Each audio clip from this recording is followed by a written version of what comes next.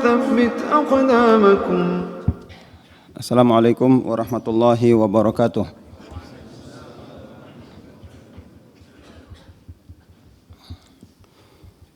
Innal hamdalillah nahmaduhu wa nasta'inuhu wa nastaghfiruh wa na'udzu billahi min shururi anfusina wa sayyiati a'malina.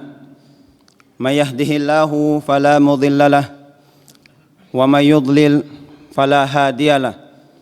Asyhadu an la ilaha illallah wahdahu la syarikalah wa asyhadu anna Muhammadan abduhu wa rasuluh.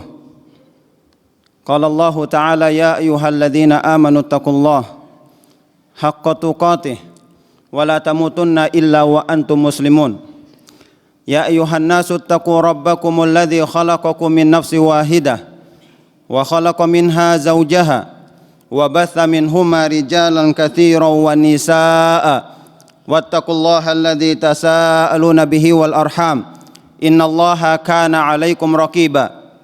Ya ayyuhalladzina amanu taqullaha wa qulu qawlan sadida yuslih lakum a'malakum wa yaghfir lakum dhunubakum wa may yuti'illaha wa rasulahu faqad faza fawzan 'azima.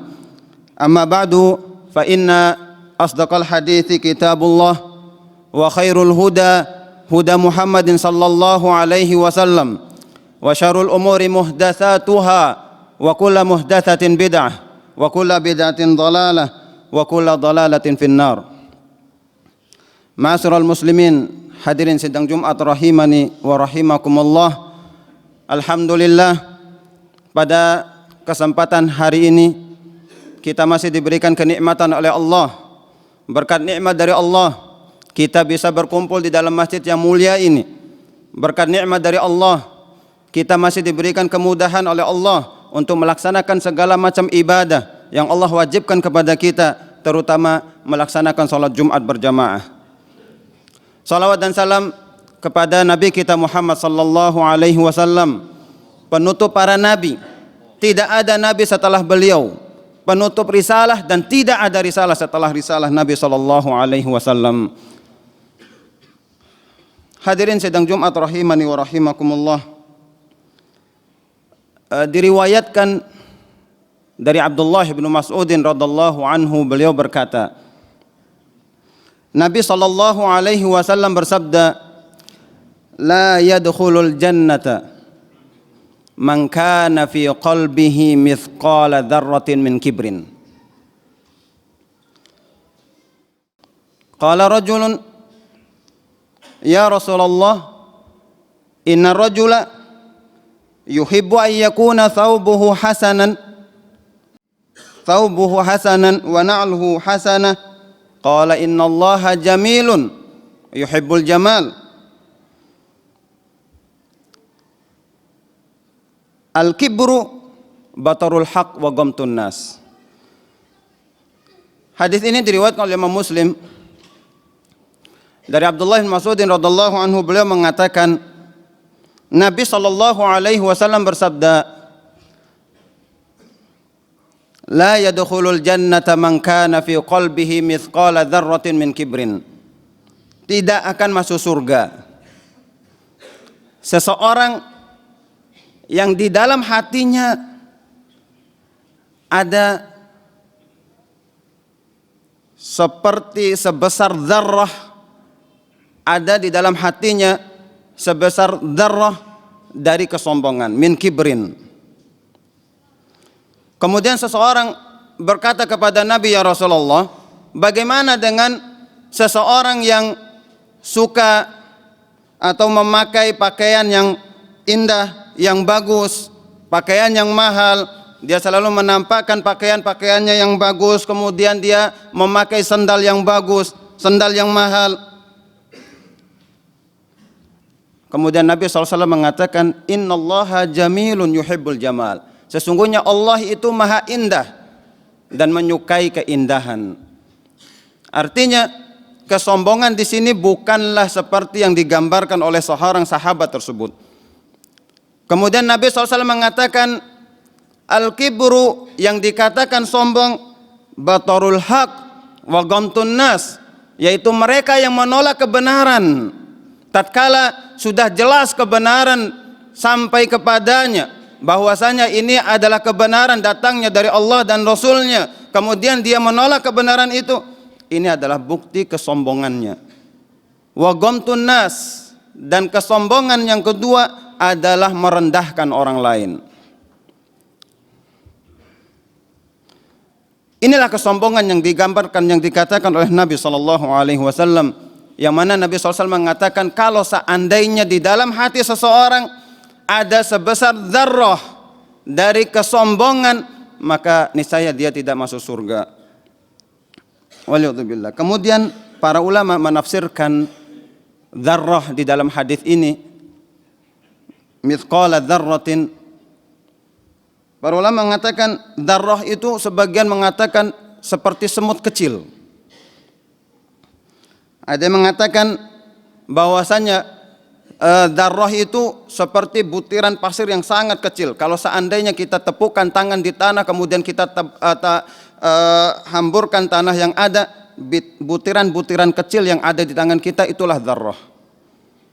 Kemudian ada yang mengatakan dzarrah itu adalah butiran-butiran yang terbang, yang berterbangan di udara tatkala terkena cahaya matahari. Itulah dzarrah. Jika dia memiliki kesombongan sebesar itu, maka ini akan menghalangi seseorang untuk masuk ke dalam surga. Apalagi sebesar batu, atau sebesar gunung, atau mungkin di dalam hatinya penuh dengan kesombongan.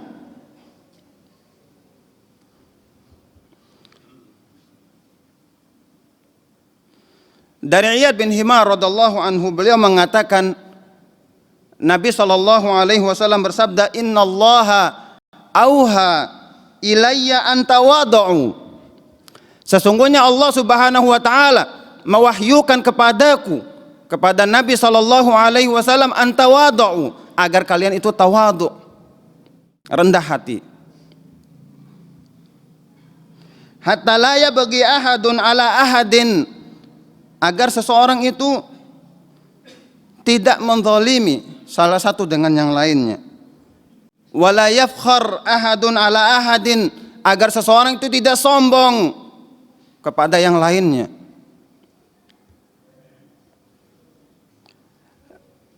Hadirin sidang Jumat rahimani wa rahimakumullah. Kesombongan yang pertama yang dikatakan Nabi SAW adalah menolak kebenaran. Sekali lagi, kadang seseorang telah jelas kebenaran kepadanya, telah disampaikan dalil dari Allah dan Rasulnya, bahwasanya inilah syariat, inilah agama, inilah yang diperintahkan oleh Allah dan Rasulnya. Tapi kadang seseorang tatkala mereka mendengar kebenaran tersebut, mereka menolak. Sebagian orang menolak kebenaran itu disebabkan karena dia takut kalau seandainya dia menerima kebenaran tersebut, maka segala pengikutnya akan meninggalkannya. Dia takut para pengikutnya akan meninggalkan dia, tidak akan mau mendengarkan dia lagi tatkala dia mendengarkan kebenaran, menerima kebenaran yang datang dari Nabi, dari Allah dan Rasulnya. Sebagian orang menolak kebenaran, dia takut akan jabatannya. Kalau seandainya dia menerima kebenaran, maka jabatannya akan dicopot. Sebagian orang takut menerima kebenaran, tidak mau menerima kebenaran, takut penghasilannya akan berkurang.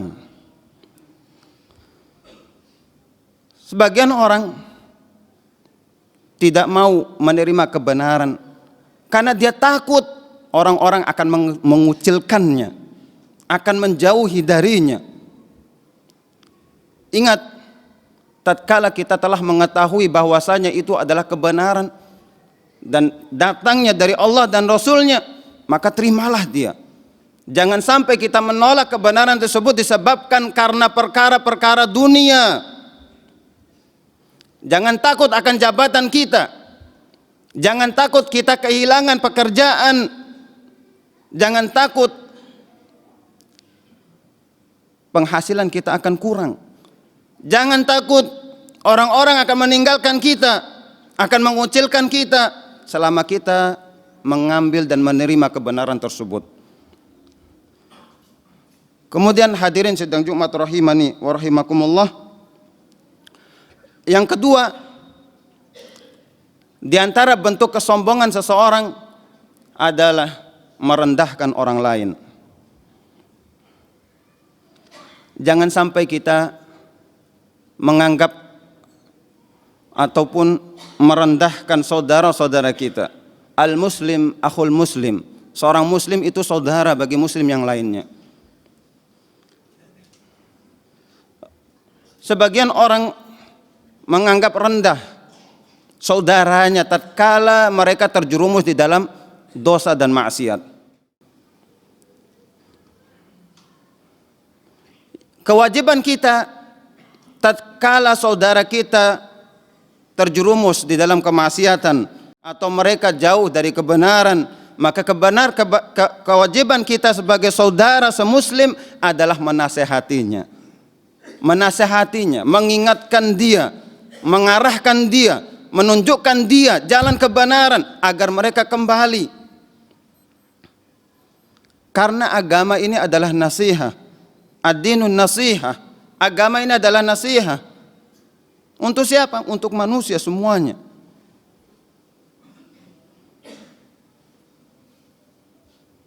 Jangan sampai kita menjadikan keburukan ataupun kelalaian saudara-saudara kita itu menjadi buah bibir kita, membicarakan aib-aib saudara kita. Al-muslim akhul muslim. Seorang muslim saudara bagi muslim yang lainnya. La yadhlimuhu. Jangan sampai kita berbuat zalim kepada saudara semuslim. Wala yakhdhuluhu. Dan jangan sampai kita merendahkan muslim yang lainnya. Wala yahkiruhu. Dan jangan sampai kita itu mengucilkannya. At-taqwa hahuna. Nabi SAW mengatakan yushiru ila sadrihi thalatha marrat. Kemudian Nabi SAW menunjukkan dadanya, at-taqwa hahuna, at-taqwa hahuna, at-taqwa hahuna. Nabi mengatakan 3 kali. Bihasbim mri'in min muslim, bihasbim mri'in minasyarr ayyahqira akhahul muslim. Cukuplah keburukan seseorang, dikatakan seseorang itu buruk tatkala dia itu merendahkan saudaranya sesama muslim. Kullul muslim alal muslim haramun damuhu wa maluhu wa irduh. Setiap muslim dengan muslim yang lainnya haram bagi dia hartanya, darahnya dan martabatnya. Hadirin sidang Jumat rahimani wa rahimakumullah. Kenapa kita merendahkan orang lain? Padahal barometer kedudukan seseorang itu ada di dalam hatinya.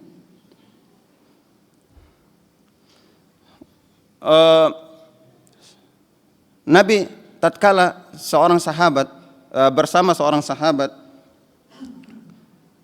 marra rajulun, seseorang itu melewati ala Rasulillah sallallahu alaihi wasallam, Rabbana fir lana wa li ikhwanina alladziina sabaquna bil iman. Kemudian dia mengatakan kepada seorang sahabat yang duduk di sampingnya, ma ra'yuka fi hadza? Nabi bertanya kepada sahabat tersebut, apa pandanganmu tentang orang ini yang lewat di depan? Kemudian dia mengatakan, hadza min asyrafin nas. Ini pembesar manusia. Ini tokoh manusia. Hadza wallahi hariyun an in khataba ayyankiha. Kalau pemuda ini melamar seorang wanita, tentu dia akan diterima tawaran khidbahnya. Wa in syafa'a ayasfa. Kalau seandainya dia itu memberikan syafaat, tentu syafaatnya akan diterima. Kalau dia berbicara, tentu pembicaranya akan didengar. Fasakata Rasulullah sallallahu alaihi wasallam. Kemudian Nabi sallallahu alaihi wasallam diam. Tsumma marra rajulun akhar. Kemudian lewat pemuda yang lainnya. Faqala lahu Rasulullah sallallahu alaihi wasallam, kemudian Rasulullah mengatakan kepadanya, "Ma ra'yuka fi hadza?" Apa pendapatmu dengan pemuda yang lewat tadi? Kemudian sahabat tadi mengatakan, "Hadza rajulun min fuqara'il muslimin." Pemuda tadi orang yang fakir, orang miskin dari kaum muslimin. Hadza hariyun in khataba alla yanki. Kalau seandainya dia itu melamar seorang wanita, tentu dia tidak akan diterima lamarannya. Wa in syafa'a alla yasfa. Kalau dia memberikan syafaat, syafaatnya tidak akan diterima. Wa in takallama, kalau dia berbicara, dia tidak akan didengar pembicaraannya. Faqala Rasulullah SAW, hadza khairun min mil'il ardi mithli hadza. Kata Nabi SAW, pemuda yang kedua ini lebih baik, kata Nabi, daripada pemuda yang pertama. Walaupun bumi ini dipenuhi dengan pemuda yang seperti yang pertama tadi, belum bisa mengalahkan pemuda yang kedua. Hadirin sidang Jumat rahimani wa rahimakumullah. Selama ini barometer kita itu masalah dunia. Menilai seseorang itu dengan dunianya. Maka ketahuilah perkara yang paling penting kita perhatikan dan kita bersihkan adalah masalah hati, karena memang inilah patokan utama. Dan para ulama pun mengatakan bahwasanya perkara ini adalah perkara yang sangat sulit. Semoga Allah Subhanahu wa taala memberikan taufik kepada kita semua. Kemudian yang kedua, bahwasanya hadis di atas isyarat kalau seandainya kita suka merendahkan orang lain, ini menunjukkan bahwasanya di dalam hati ada penyakit.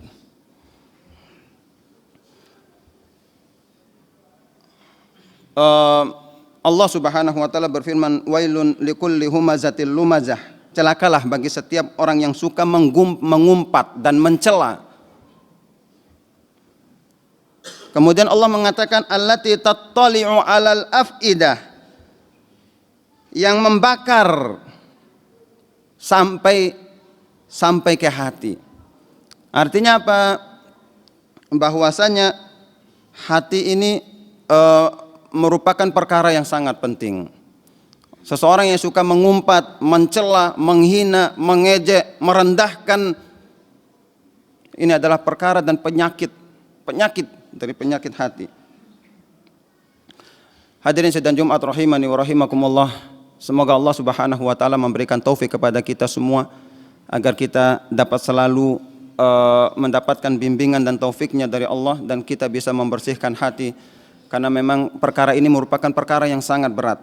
Para ulama pun mengakui akan hal tersebut. Sekali lagi, tanpa taufik dari Allah tentunya kita tidak akan mampu melakukannya. Aqulu qawli hadza astaghfirullah li wa lakum wa lisairil muslimina min kulli dhanbin fastaghfiruhu innahu huwal ghafurur rahim. Innal hamdalillah nahmaduhu wa nasta'inuhu wa nastaghfiruh wa na'udzu billahi min shururi anfusina wa sayyiati a'malina may yahdihillahu fala mudhillalah wa may yudlil fala hadiyalah. Asyhadu an la ilaha illallah wahdahu la syarikalah wa asyhadu anna Muhammadan abduhu wa rasuluh. Amma ba'du. Allah Subhanahu wa taala menyebutkan keadaan orang-orang munafik di dalam surah At-Taubah ayat 79. Allah Subhanahu wa taala berfirman, alladzina yalmizunal mutawwi'ina minal mu'minin fis shadaqati walladzina la yajiduna illa juhdahum fayaskharuna minhum sakhirallahu minhum walahum adzabun alim. Orang munafik yaitu mereka yang mencela orang-orang beriman. Jadi tatkala orang-orang munafik ini adalah mereka yang suka mencela orang-orang beriman, yang memberikan, kan kita tahu bahwasanya tatkala itu Nabi SAW memerintahkan kepada para sahabatnya untuk bersedekah. Kemudian ada di antara sahabat yang memiliki harta yang demikian banyaknya, kemudian dia mengeluarkan harta terbaik yang dia miliki, Kemudian apa pekerjaan orang-orang munafik? Mereka mengatakan, dia cuma riya. Menyedekahkan harta yang besar, yang bagus yang dia miliki, riya. Kemudian ada sebagian sahabat yang bersedekah karena memang dia tidak memiliki harta. Kemudian dia ingin melaksanakan apa yang diperintahkan Nabi, kemudian dia bersedekah dengan sedikit harta yang dia miliki. Artinya dia ingin melakukan amalan tersebut. Dia bersedekah dengan harta yang mungkin sangat rendah di hadapan para sahabat yang lainnya. Kemudian orang-orang munafik pun mengatakan, sedekah apa yang kayak gitu? Sangat sedikit. Mana mungkin Allah mau menerima sedekahnya? Itulah pekerjaannya orang-orang munafik yang suka mencela orang-orang beriman. Maka orang-orang munafik menghina mereka. Allah akan membalas penghinaan mereka dan mereka akan mengadab mereka dengan adab yang pedih. Inilah sikap dan sifat orang-orang munafik yang mana mereka itu suka merendahkan, menghina dan mencela orang-orang beriman. Sekali lagi, bisa jadi seseorang yang bersedekah dengan sedekah yang mungkin di hadapan kita itu adalah perkara yang sangat sepele, tapi kita tidak tahu. Bisa jadi amalan yang kecil yang kita lihat itu akan menjadi besar di hadapan Allah Subhanahu wa taala. Karena apa? Karena niat yang dia lakukan. Kita tidak bisa menilai secara zahir apa yang dilakukan oleh manusia. Kadang juga sebaliknya, orang-orang yang sedekah dengan begitu banyaknya, yang demikian besarnya, bisa jadi amalan yang mungkin di hadapan kita itu adalah amalan yang besar, tapi kecil di hadapan Allah disebabkan karena niat. Rubba amalin sogirin tukabbiruhun niyyah. Berapa banyak amalan yang kecil akan menjadi besar di sisi Allah disebabkan karena niat. Wa rubba amalin kabirin tusaggiruhun niyyah. Berapa banyak amalan yang besar di hadapan manusia akan tetapi menjadi kecil di hadapan Allah disebabkan karena niat. Sabaqa dirhamun, dan Nabi SAW mengatakan sabaqa dirhamun mi'ata alfi dirham. Kadang infak 1 dirham bisa mengalahkan infak 100.000 dirham disebabkan karena niat. Kemudian hadirin sidang Jumat rahimani wa rahimakumullah, jangan sampai kita merendahkan keadaan seorang muslim yang mungkin kalau kita lihat tampaknya biasa, orangnya miskin dan lain sebagainya. Karena sekali lagi al-muslim akhul muslim, seorang muslim itu saudara bagi muslim yang lainnya. La tadhlimuhu wa la tahkiruhu. Jangan sampai kita menzaliminya, karena sebagian orang tatkala dia merasa saudaranya itu lebih rendah darinya, dia suka menzalimi saudaranya. Dia merendahkan saudaranya. Tapi juga kadang sebaliknya, ada juga orang miskin itu sudah miskin sombong. Maka jangan sampai kita itu dalam keadaan seperti demikian.